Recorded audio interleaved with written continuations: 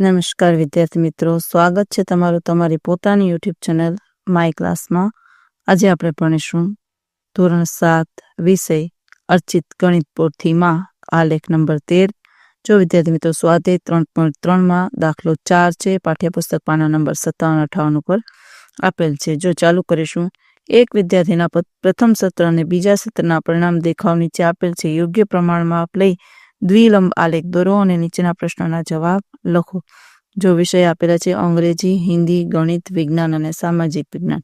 પ્રથમ સત્રમાંથી મેળવેલ ગુણ અને બીજા સત્રમાંથી મેળવેલ ગુણ 67, 72, 88, 81 અને 73 ને બીજા સત્રમાં 70, 65, 95, 85 અને 75. જો વિદ્યાર્થી મિત્રો વિદ્યાર્થીએ કયા વિષયના દેખાવમાં સૌથી વધુ સુધારો કર્યો તો લખો. વિદ્યાર્થીએ ગણિત વિષયના ગુણમાં સૌથી વધુ સુધારો કર્યો. કયા વિષયમાં વિદ્યાર્થીના દેખાવનો સુધારો ઓછો છે તો લખો. સામાજિક વિજ્ઞાનમાં સૌથી ઓછો સુધારો થયો. અને ત્રીજું, શું કોઈ વિષયમાં દેખાવ નીચે ગયો છે તો કે હિન્દી વિષયમાં દેખાવ નીચે ગયો છે.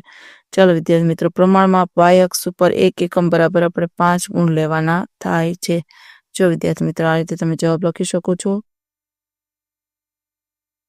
જો આ રીતે આલેખ દોરવાનું થાય છે તમે લખી શકો છો વિદ્યાર્થી મિત્રો.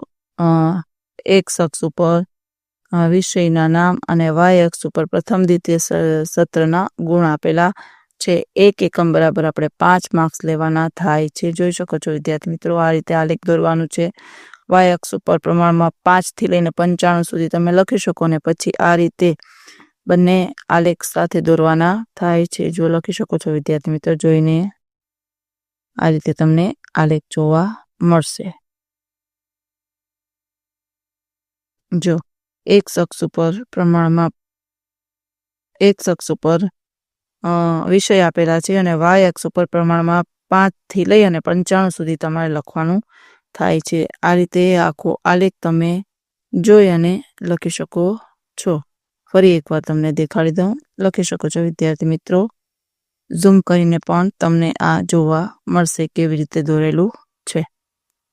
ચાલો વિદ્યાર્થી મિત્રો, આજના વિડીયો લેક્ચરમાં આટલું જ. જો તમને આ વિડીયો ગમ્યો હોય તો લાઈક કરશો, તમારા મિત્રો સાથે શેર કરશો અને મારી ચેનલને સબસ્ક્રાઈબ પણ કરશો. આવજો.